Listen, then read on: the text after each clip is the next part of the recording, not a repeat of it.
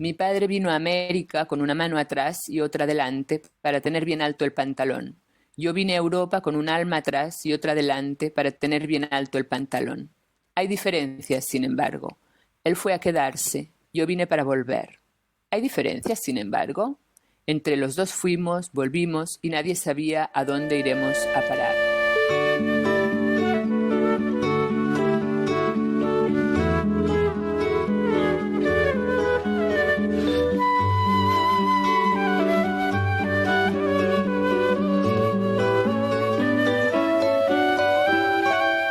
Hola, me llamo Valentina Litvan y soy estudiante de hebreo. Em dic Valentina Litvan, vaig néixer a Barcelona i estudio l'hebreu des de fa 3 o 4 anys. Je m'appelle Valentina Litvan et je fais des études d'hébreu depuis quelques années. אני ולנטינה ליטבן ואני לומדת עברית. ימים לבנים ארוכים כמו בקיץ קרני החמה, שלוות בדידות גדולה על מרחב הנהר. ברוכים הבאים, bienvenidos al tercer capítulo de mi podcast Hable Hebreo, Ame a Israel. Me llamo Matan Rosenstrauch, soy profesor de hebreo y activista por la paz que vive en Londres, y este podcast es para compartir las historias de mis alumnos, cuestionando los motivos que les llevaron a estudiar hebreo moderno. Estoy muy contento por hospedar hoy a mi querida alumna Valentina, de Barcelona o Uruguay y o París, vais a entender ya, que es una investigadora de literatura judía sudamericana. Un asunto sobre el cual yo no sé mucho. Entonces, si tampoco sabéis mucho del tema, quedaos a escuchar. Y si os gusta, dadme un like, compartid y escribidos. Muchas gracias. Bueno, Valentina, vamos a empezar con decir Bruja Ba'a, bienvenido al podcast Habla Hebreo, Ama Israel. Y me gustaría mucho conocerte más. Hemos hecho un poco de hebreo en los últimos meses, pero no conozco mucho a ti y sé que eres uruguaya o catalana o española, y sé que hablas conmigo en español de España y con tus niños en español de Uruguay, y estoy en una mezcla. Bueno, sí, entonces yo nací en Barcelona. Pero vengo de una familia que siempre ha emigrado y creo que al menos 4 o 5 generaciones han nacido en distintos países. Así que mis hijos nacieron en París, en Francia, donde vivo yo ahora, pero mis padres nacieron en Uruguay, donde fui concebida, y se tuvieron que ir exiliados en los años 70 por la dictadura a España. Y allí nací yo. Y a su vez, los padres de mi padre eran inmigrantes judíos. Okay. ¿De cuánta gente hablamos sobre la inmigración de los judíos a América Latina y cuánto viven ahí actualmente? ¿Sabes decir más o menos? Te lo sé decir muy más o menos, ¿eh? Sí. Pero creo que en Argentina se calcula unos 200.000 judíos, creo, más o menos hoy en día. Y sé que es el quinto país, creo, pues de Israel con mayor población judía. Israel, Estados Unidos, Francia y después es Brasil y Argentina. Creo que es así. ¿Y la inmigración fue de cuántos miles? Representaba, fines del siglo XIX, principios del XX, representaba el 15% de la población en Argentina. Te estoy hablando siempre de Argentina. Es mucho. Es mucho. Fueron, sí, ok.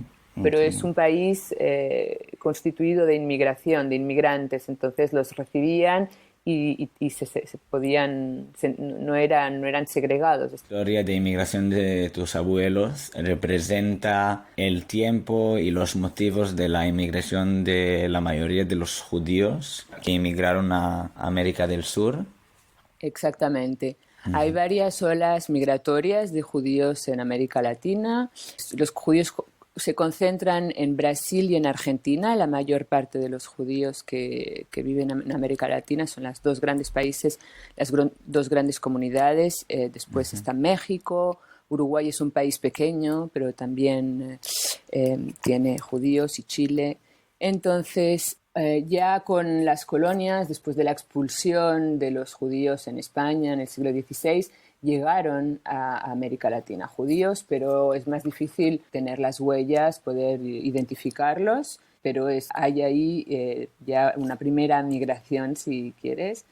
Pero las dos más fuertes, más importantes, fueron a finales del siglo XIX con los pogromos y sobre todo con las iniciativas del barón de Hirsch, con la Jewish Colonization Association, que fundaron colonias agrícolas para poder trabajar la tierra, la pampa, poblar la pampa, que era un desierto impresionante, básicamente en Argentina. Fue una de las ideas de donde crear un estado, ¿verdad? Exacto. Entonces ahí se fundaron distintas colonias judías que todavía están hoy allí y que, por ejemplo, Moisésville o Santa Clara. ¿Hoy hay kibbutzim en Argentina? No, ya no. O sea, hay sinagogas, hay comunidades, pero no se trabaja como en la época. No. Y además hay que pensar que, bueno, lo que nos ha llegado es muy idílico, es decir, que sobre todo, por ejemplo, hay un libro mítico. Yo me intereso en la literatura, yo soy profesora de literatura. Hay un libro que se considera el primer libro de literatura judía en América Latina, de Alberto Gerchunov, publicado en 1910, que se titula Los gauchos judíos. Los gauchos son los personajes, son un poco los cowboys latinoamericanos, el personaje que va a caballo, solitario y que está en las tierras, ¿ya? Y trabaja las tierras, los animales. Y bueno, el gaucho judío es entonces la fusión de esas dos. Y la mayoría, porque normalmente la inmigración judía es más a ciudades. La inmigración judía a América Latina fuera más para agricultura de gauchos. En ese momento sí, en ese momento fue la tierra prometida, una salida. ¿Hay otra tierra prometida que no sea Israel? Pues en los gauchos judíos precisamente son estampas de distintos personajes que hablan, o sea, que simbolizan un poco la utopía agraria de los colonos en su vida nueva, la posibilidad por fin de tener una tierra que les pertenece. Y sí, pero ¿cómo justifica si no fue prometida por Dios? Uy, me haces preguntas muy difíciles.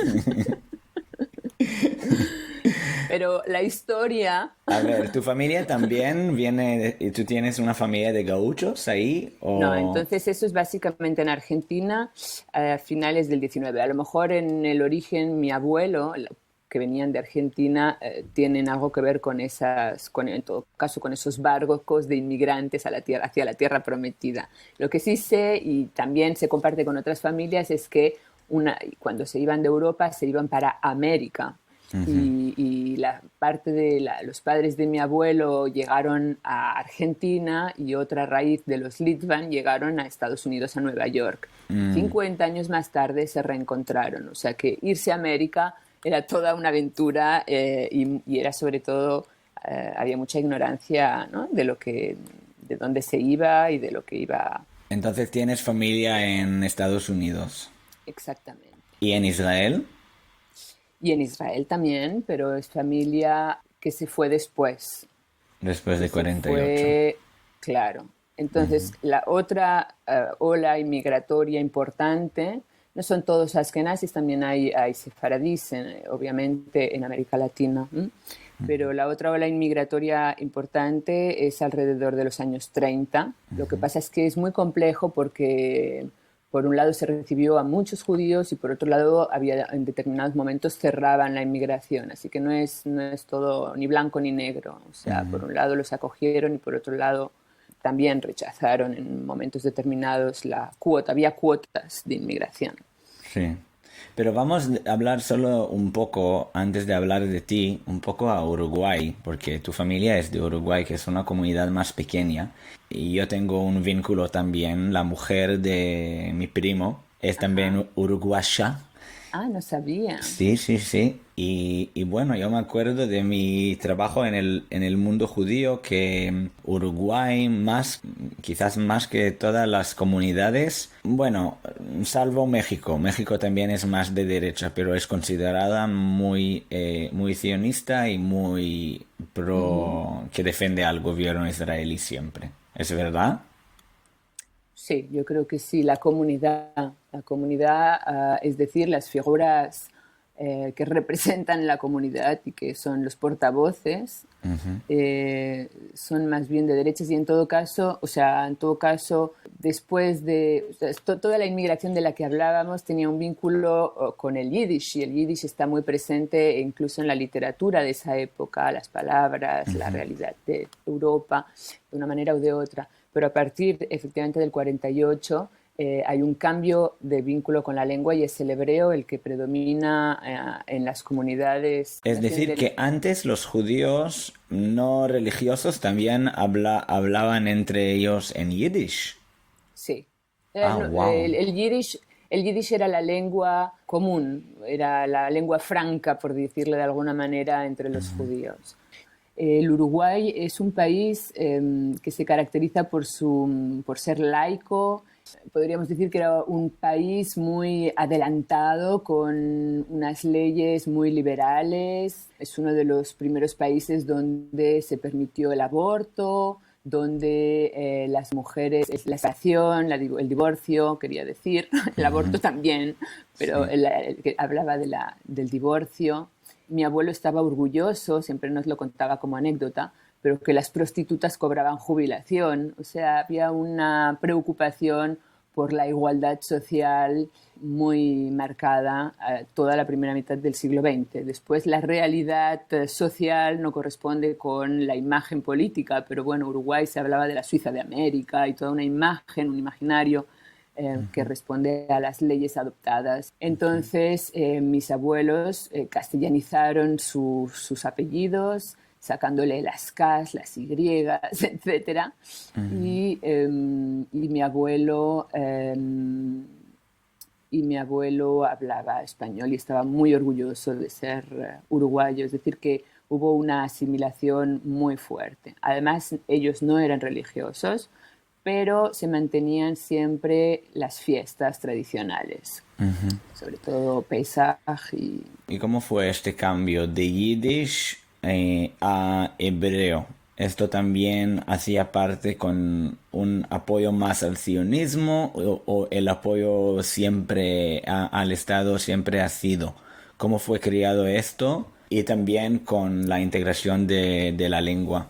Bueno, yo creo, a ver, hay ideas, hay sionistas y hay no sionistas en Uruguay, obviamente, pero el yiddish formaba parte de la identidad y la lengua que trajeron de Europa y por lo tanto era la lengua de los judíos, de la mayoría de los judíos, sobre todo, bueno, de los judíos europeos. También hay otras lenguas que están presentes, judío-español, el ladino también. Y el hebreo, pues, es una lengua que empezó a interesar después de la creación del Estado de Israel. Así que, obviamente, hay una dimensión política en el uso o en la adopción de esa lengua.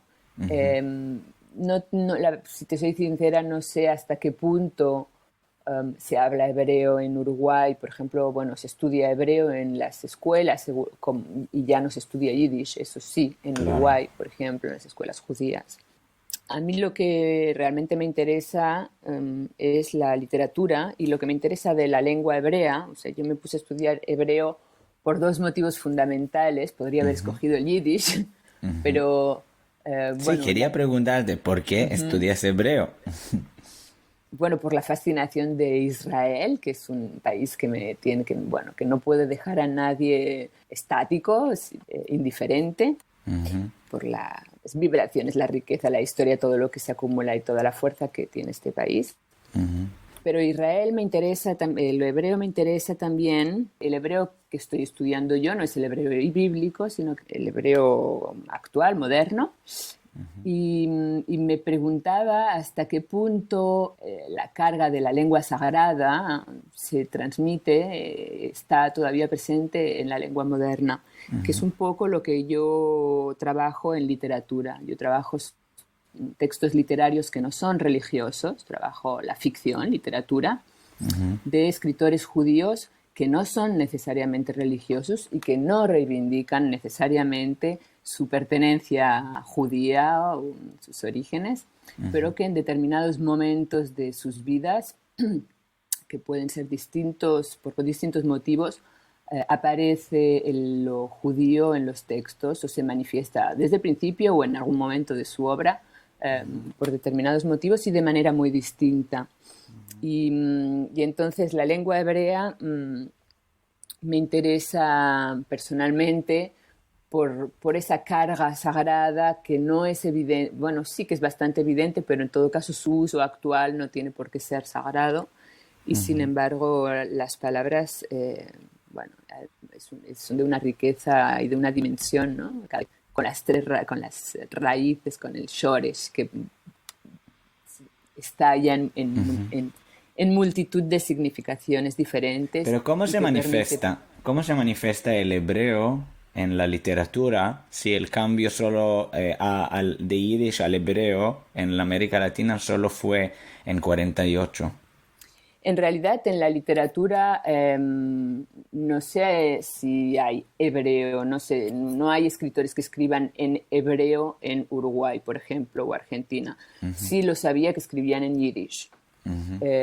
Pero, en cambio, la experiencia de Israel está muy presente en muchos autores, no en todos, pero en muchos autores el viaje a Israel, la experiencia de Israel aparece en crónicas o el hebreo como no siempre de manera sionista ni politizada. Un viaje que ellos no hicieron, un viaje que ellos inventan o basado en otras historias. Sí, en general son viajes que hacen. Entonces, a partir de los años 60, casi todo judío latinoamericano, estoy exagerando un poco a lo mejor, pero en todo caso las comunidades judías en América Latina apoyan y financian viajes para que todo judío pueda haber ido al menos una vez a Israel. ¿Y qué me cuentas sobre la literatura judía América Latina que tú investigas? ¿Cómo se describe el judío en la comunidad? Y también me interesa saber si hay también cómo está escrito por fuera de la literatura judía. Y también, si puedes decir un poco cómo está contada la historia del viaje a Israel y este vínculo en la literatura. Bueno, son muchas preguntas, a ver si puedo más o menos responder. Sí. En primer lugar, quiero decir que yo no quiero hablar de la literatura judía como si fuera una categoría que aislara a esos escritores o que los encerrara en esa etiqueta de escritores judíos. Hay escritores, justamente una de las cosas que llama la atención en Argentina, sobre todo, es que los grandes escritores argentinos que forman parte del canon literario nacional argentino, hay muchos que son judíos. Entonces, ¿qué lugar ocupa lo judío dentro de lo nacional argentino? Esa fue un poco la primera pregunta. Es decir, no como personajes excluidos o como comunidad cerrada, sino precisamente lo contrario. ¿Qué hay en la literatura argentina de judío para que o cómo lo judío ha entrado a formar parte de la literatura nacional?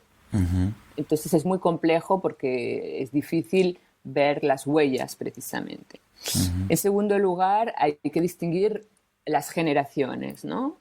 Ricardo Feuerstein, que es un pensador argentino, estudioso de literatura también, entre otras cosas, establece 5 generaciones diferentes. La primera serían los nacidos en Europa, la segunda se constituiría la primera generación entonces que escribían en Yiddish. La segunda sería la primera generación nacida en el país, en Argentina, que integra el español, el castellano, y que con su voluntad de integración escribe un castellano perfecto. O sea, se esfuerzan por utilizar un castellano muy bueno.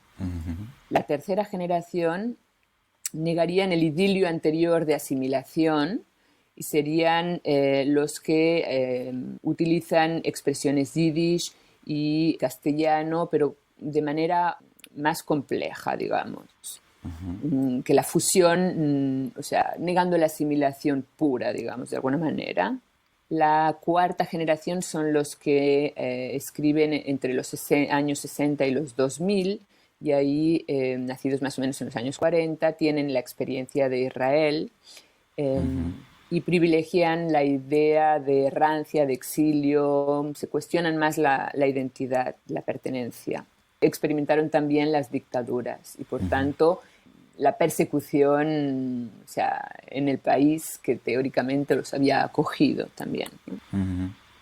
Y la última generación, la quinta, a partir de, bueno, la última es la actual, digamos, que está marcada en Argentina también por el atentado contra la AMIA en 1994 como momento histórico antisemita o episodio, pero preconiza una literatura o una identidad individual de cada uno. Cada escritor es diferente y vive lo judío y su judeidad de manera distinta. Entonces, yo quería señalar simplemente que en mi experiencia personal como española, yo viví en Barcelona hasta los 25 años más o menos. Yo no percibí, no viví nada judío en Barcelona, más allá de la identidad de mi padre y de la familia de mi padre.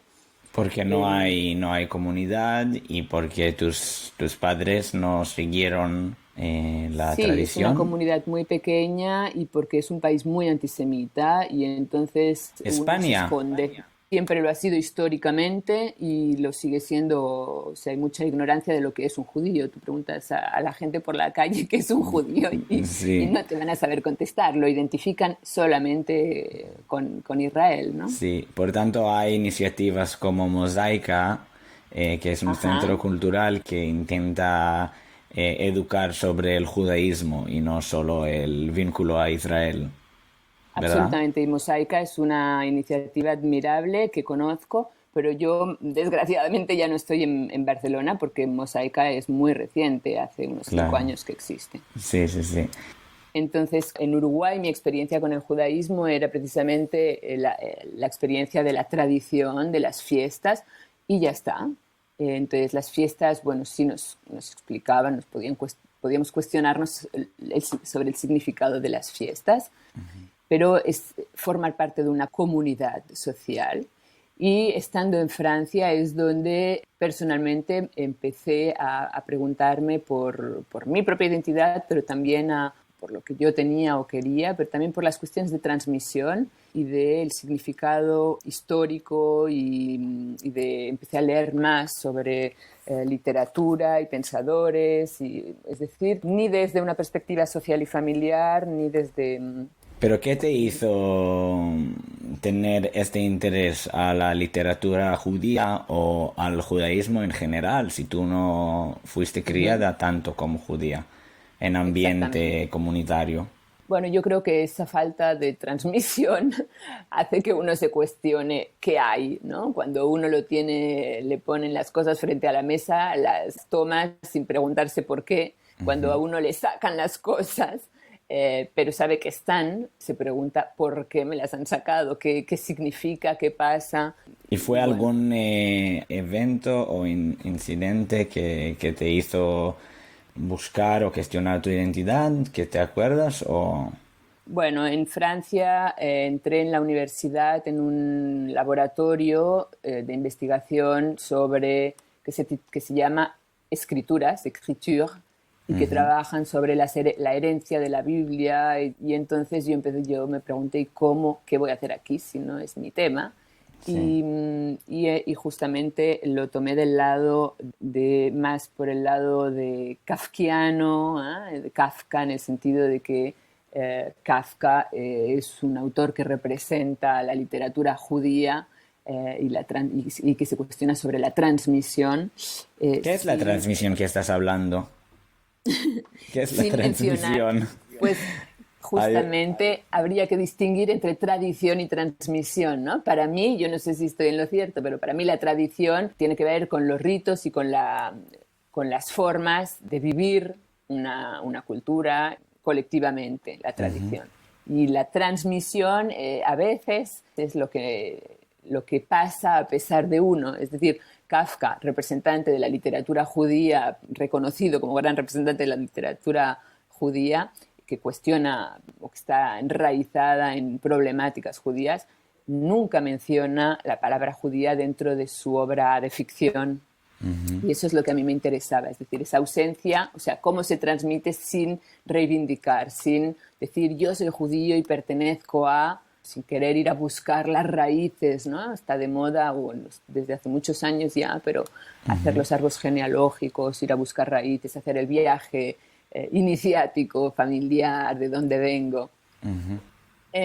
Bueno, supongo que siempre es una búsqueda, pero yo no pretendo llegar a pasar al otro lado de la puerta, justamente. Me parece que me quedo con la duda, con la pregunta, y que eso me gusta más. Sí, puedes volver a la historia de entraste a la librería y cómo encontraste tu camino de investigación y de interés. Entonces, bueno, por un lado, leyendo sobre estos temas, sobre Kafka, para pensar cómo iba a poder insertarme en un laboratorio que trabajaba sobre temas que yo nunca había trabajado, que pues encontré por ahí una vía que me interesaba muchísimo, que era la de la transmisión, justamente.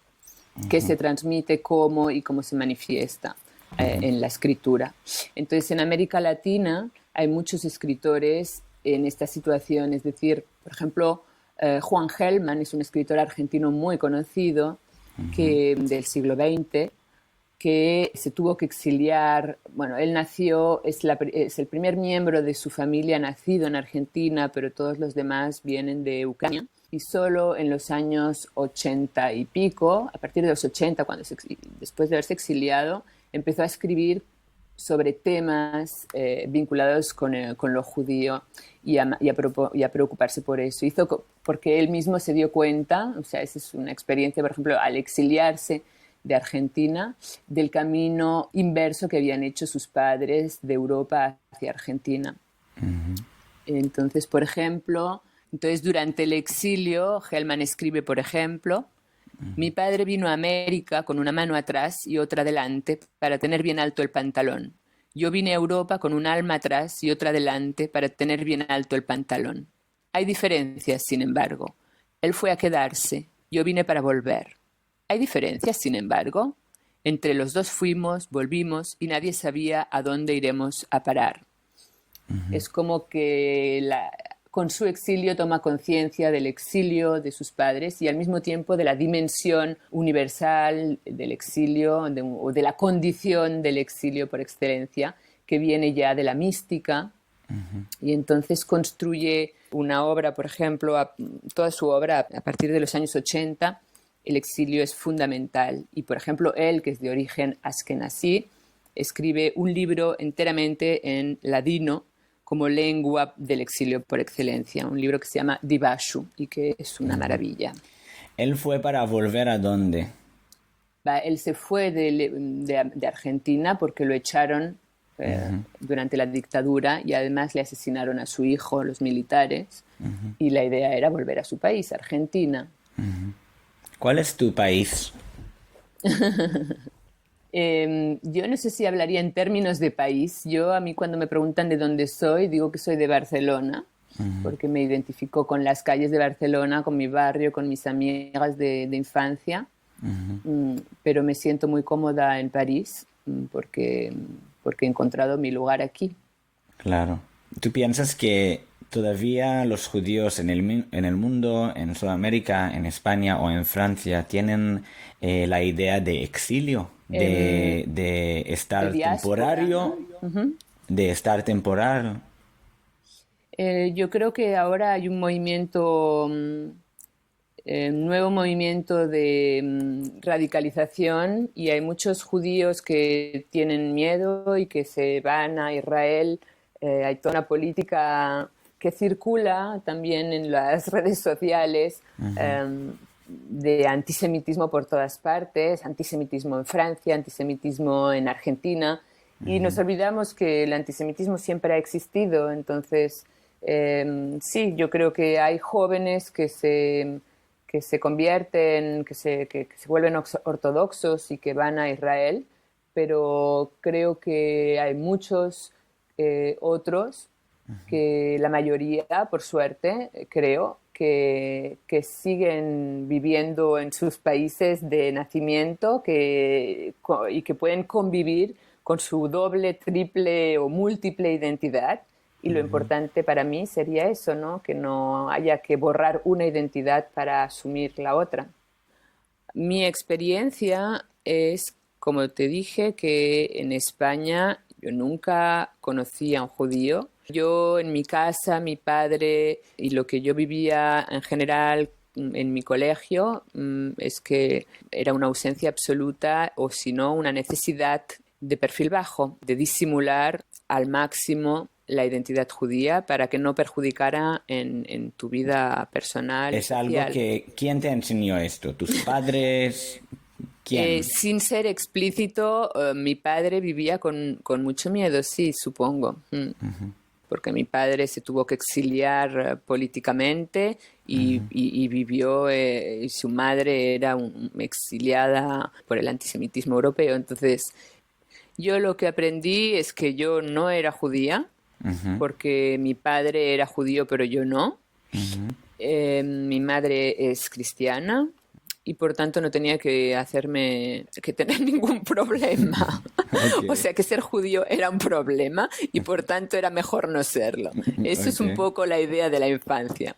Bueno, al mismo tiempo mis padres eran los dos de la generación de los 68, es decir, eran dos hippies que se habían casado por amor, con mayúscula, y justamente una cristiana y un judío, o sea, tenían que sobrepasar cualquier frontera religiosa o de pertenencia. Claro. Y eso es lo que nos transmitieron, la libertad. No nos impusieron nada, no quisieron imponer nada para que nosotros de grandes pudiéramos decidir. Pero al no imponer nada es una manera también de dejar un hueco inmenso que uno se cuestiona, ¿no? Y yo creo que es por ahí que yo empecé a preguntarme. El antisemitismo es histórico en España, entonces no cabe duda de ese antisemitismo histórico. Y... ¿Tú lo encontraste? No, porque no hay judíos. Es decir, actos antisemitas yo no he presenciado ninguno directamente en España. Pero nunca has oído a alguien diciendo los judíos les gusta mucho el dinero, bueno, estos preconceptos. Sí, claro, en cambio comentarios de todo tipo siempre. Y la confusión entre judío y política israelí también, siempre. ¿Cómo parecía esto? ¿Cómo se manifestó? Bueno, continuamente, cuando incluso en la adolescencia nos preguntábamos sobre la Shoah, siempre la culpa la tenían los judíos por no haberse sabido defender, cuestiones así, ¿no? O sea, o, por ejemplo, más grande, o sea, cuestionando la prensa, la posición de la prensa, lo que transmite la prensa, lo que muestra, las ideas que son siempre muy unilaterales, ¿no? Y hay poca complejidad, es todo muy blanco o negro, pro-palestino y anti-israelí, y no muestran... De Israel hablan muy poco, hablan solo de las colonias y de la política. Sí. Bueno, ¿y cuándo empezaste a cuestionar esto y descubrir tu identidad? Bueno, para mí mi primer viaje a Israel fue con mi abuela, porque se casaba una sobrina de ella en Israel. ¿Con cuántos años? Yo tenía 19 años y para mí fue una experiencia muy fuerte, muy, muy fuerte, porque la hice con mi abuela y conocía la rama de la familia que alguna vez había visto en Uruguay cuando viajaban a Uruguay en verano y nos encontrábamos todos, pero no a la totalidad de mi familia que está en Israel. Y conocí un mundo entero y fue muy fuerte. No diría que fue fácil porque también es un país con mucha energía y mucha fuerza. Y después he vuelto a ir. Y a mí lo que me impresiona ¿Qué fue tan fuerte en esta experiencia? Mezclo los dos viajes, o los distintos viajes, porque a mí lo que me impresiona cuando voy a Israel es la convivencia, o en todo caso lo que uno puede percibir sí, la convivencia, que puede ser más tensa o menos según los momentos políticos, pero que un judío vaya a comprar en el almacén árabe, o que cuando estás en no sé, en Yotfat, que es un pueblito de Galilea, escuchas la llamada al rezo 5 veces por día de los pueblos musulmanes que rodean la zona, o que para ir de un lugar a otro cruzas pueblos que son ¿no? Árabes o judíos, y en el mercado en Jerusalén, donde ves a los ortodoxos, o en el autobús. Pero la tú llegaste mezcla. con conciencia que este es tu país, o ¿con cuál conciencia No. Llegaste ahí? ¿A Israel? Sí.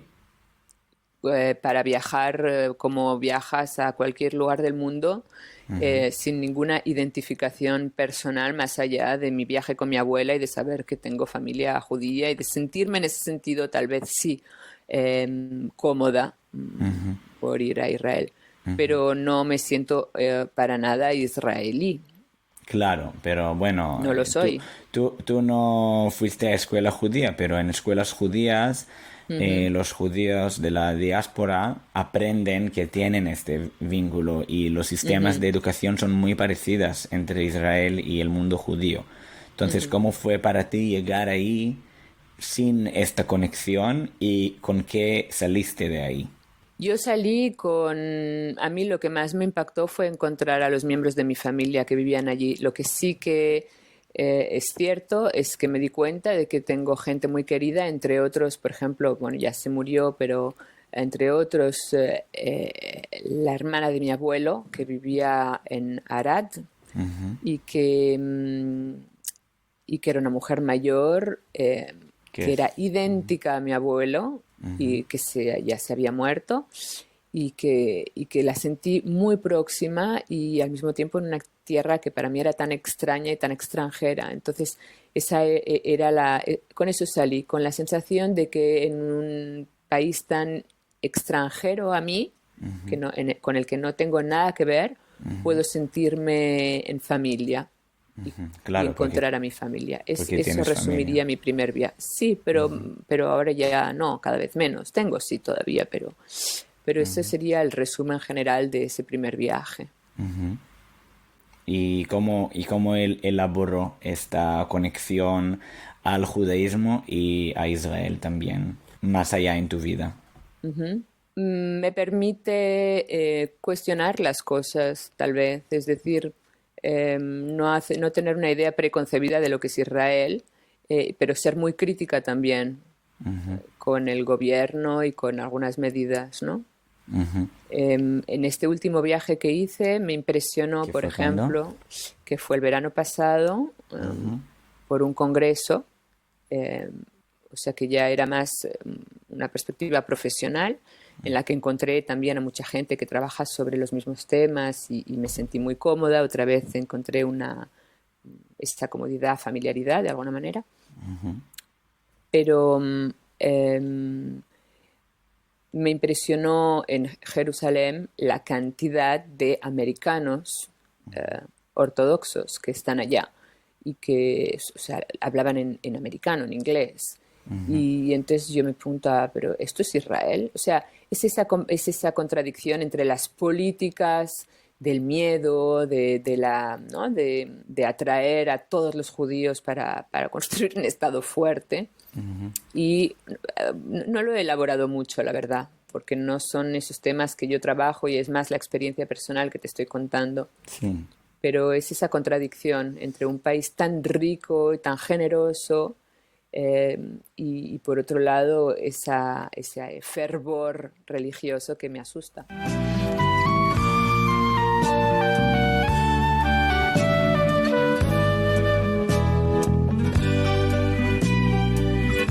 לבבי התרגל אל עצמו ומונה במתינות דפיקותיו, ולמתק הקצב הרב מתפייס מוותר ונרגע,